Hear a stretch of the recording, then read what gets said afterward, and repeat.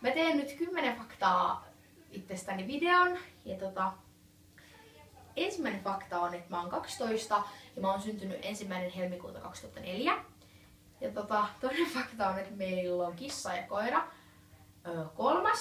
Mä asun Tampereella. Ja sitten 4. Mä asun Luhtitalossa. Ja 5.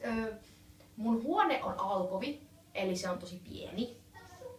6. Mä menen Espanjaan elokuussa, tai no heinäkuun lopulla. 7. Mä oon kristillisessä koulussa, Tampereen kristillisessä koulussa.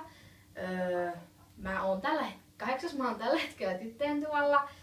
Ja 9. Mun lempiväri on pastelliväri. Ja 10. Mä oon vegaani. Mä aloitin vegaanisuuden joskus toissapäivänä. Tai sitten toissapäivänä ja niin kuin eilen tai silleen. Ja tää oli tosi lyhyt video. Mutta joo.